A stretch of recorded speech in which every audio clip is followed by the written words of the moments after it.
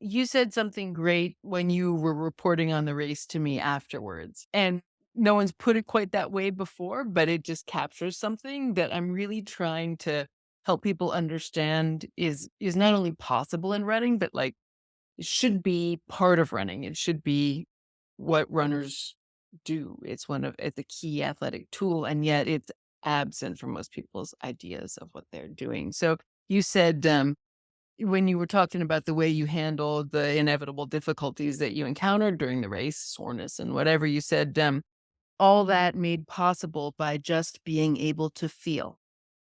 Yeah. Without all that felt in case practice and knowledge, I would have been clueless.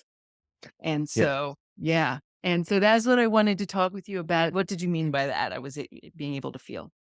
Well, look, first, when I started doing ultra trail running, I stumbled across, you know, lots of problems. And while I was racing, if I had a niggle, it would just get worse and worse and worse. And my only option was to walk or run. There was no other option. So I would start to feel something that hurt, and yeah, it would just hurt more and more and more. But since I've been doing shoulder Christ lesson, now I have tools.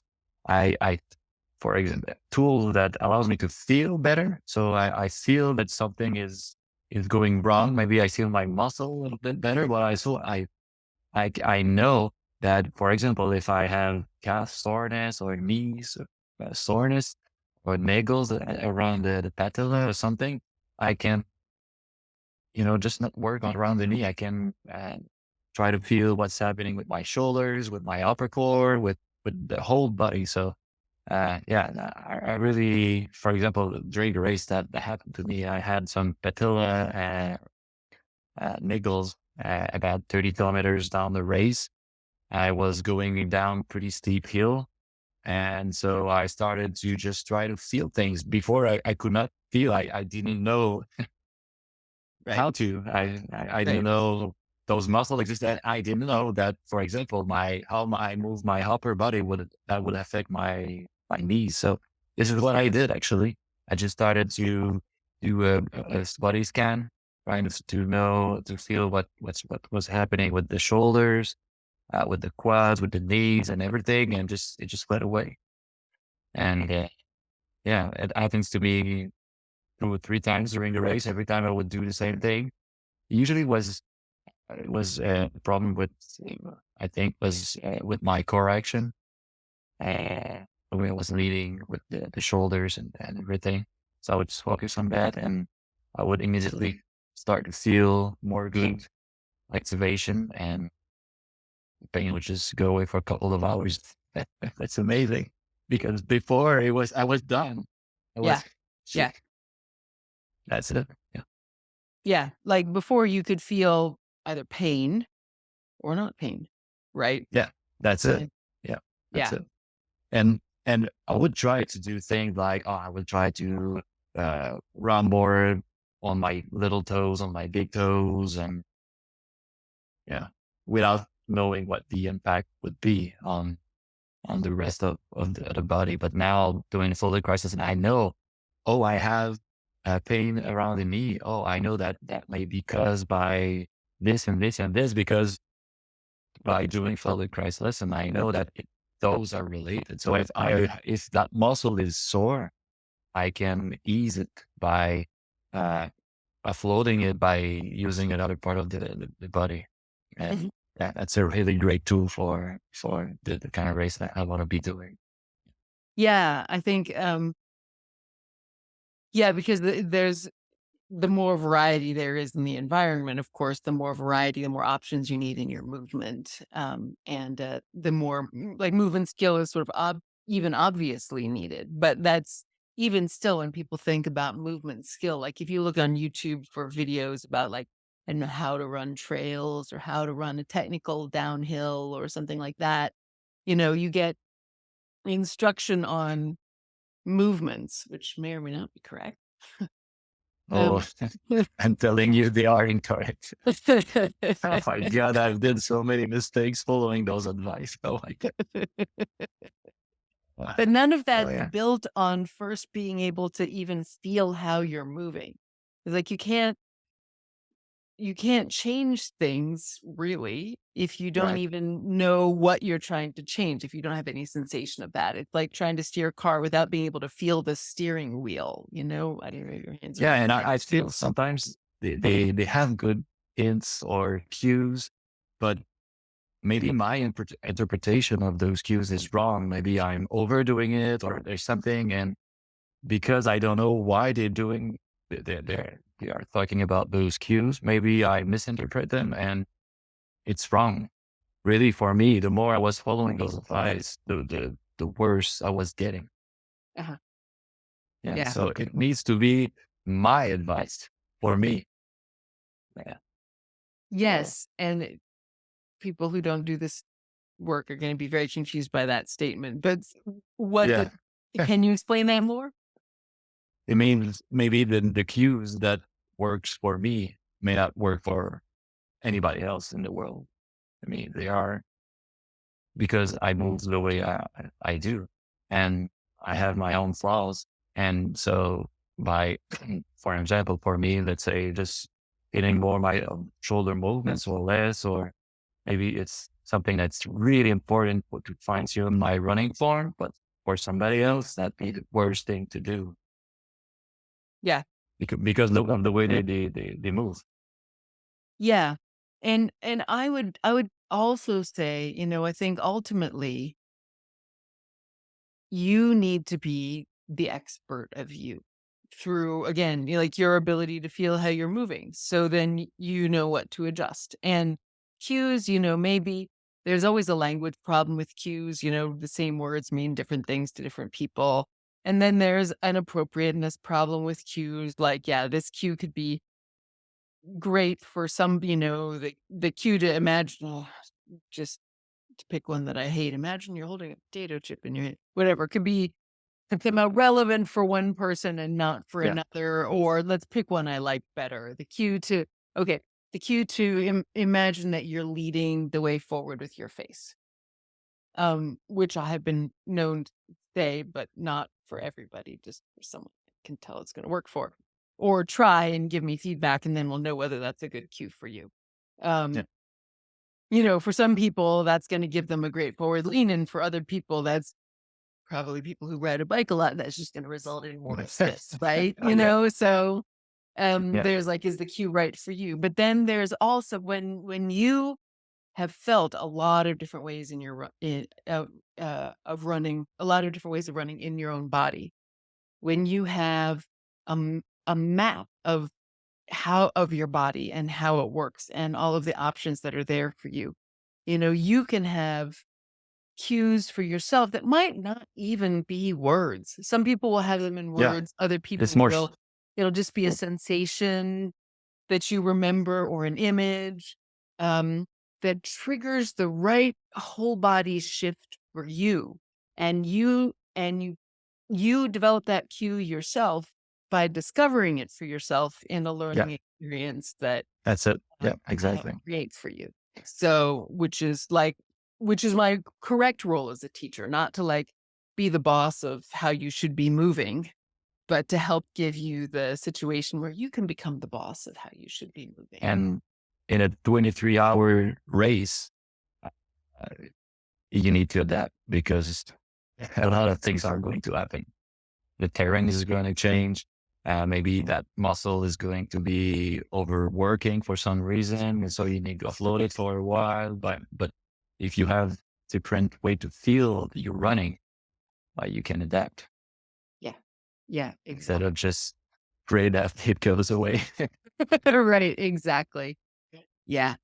Exactly. And, again, like, just sort of getting back to, like, this is what it really means that running is a skill sport, and, like, you need Oh yeah, this ability, runners need to develop this ability. And even runners who are not running, 80-mile mountain races, even in a marathon, in some races, it's the monotony that's the problem. I mean, I oh had yeah, the pleasure of helping the women's winner of the longest race in the world.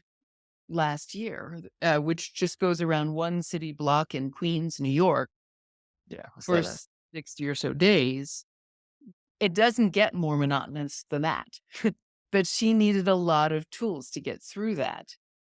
I think Um, it, in a way it might be worse than trail running actually, because you with if you do exactly the same movement over and over and over again, you are always using the same muscle, yeah, and so they will become fatigued. yeah, yeah, So you have to be able to change that a little bit from time to time, I guess. yeah, exactly. And when you get in a bad rut, you need like 12 different ways of getting out because Oh yeah. you're going to have to use them all. Oh yeah.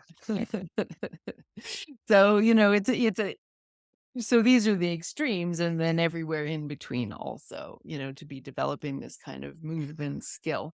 You Yeah. And another thing I wanted to say is also my ability now to run at in a slower pace, almost effortless. And that's amazing because and at one point I was running with a friend of mine, and at one point we were crossing a gravel road. It was about 1 kilometers, and I just said to him, "Close my eyes and just wake me up when we get to the single track again," because he was so easy running. It was 3 in the morning. I was feeling sleepy, so said, "Just close my eyes and wake me."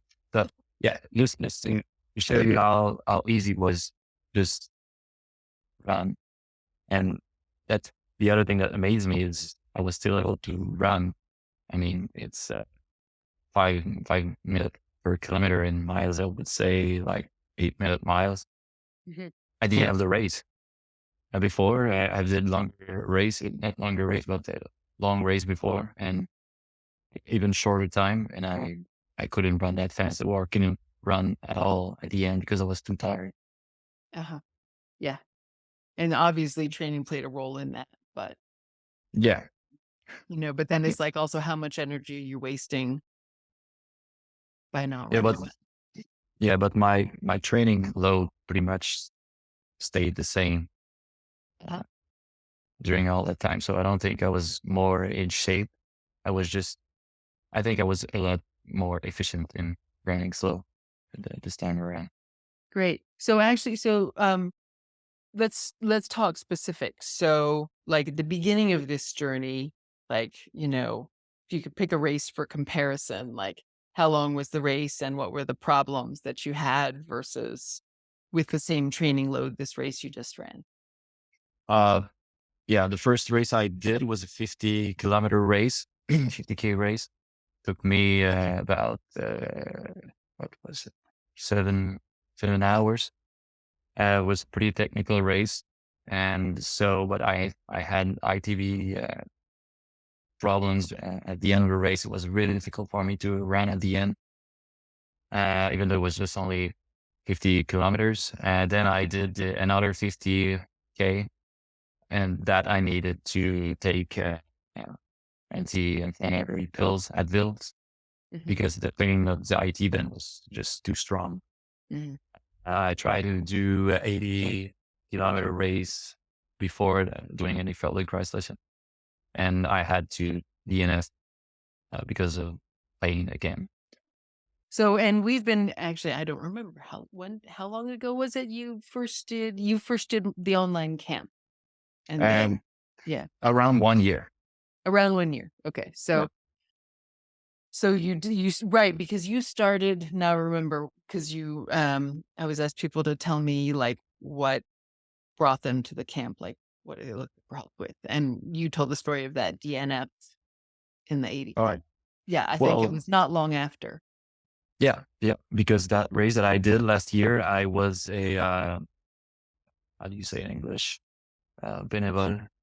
Anyway, I was a volunteer at Ah, that okay. race because I couldn't even run 10 kilometers without any pain. And amazingly, 3 weeks after I started doing solo price listen, I stopped having pain.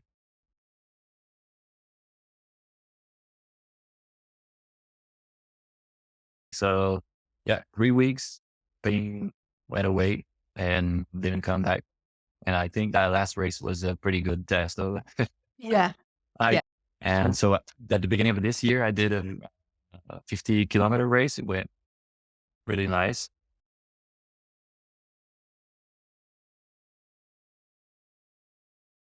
I did a 80-kilometer race. At the end, was really hard to keep running, and the energy wasn't there. My leg was were really tired, but then we really worked on that whole core movement, and I could feel that my running was a lot easier, and that paid off quite a bit because I really finished that race strong. So, yeah.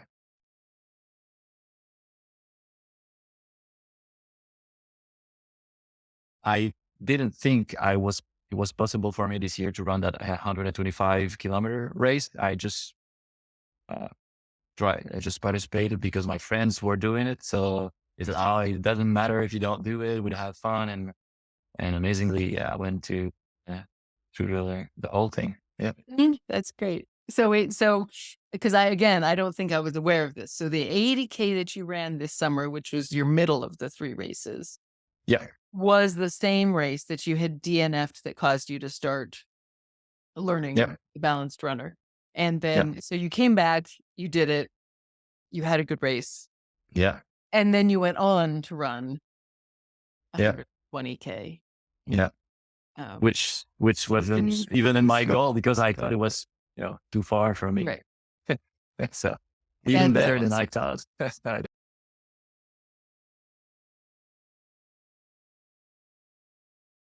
That's awesome. Yeah. That's great. And in total, I had to DNS 3 races in 1.5 year, uh, Yeah, all all because of pain. super. And I think it's behind me now.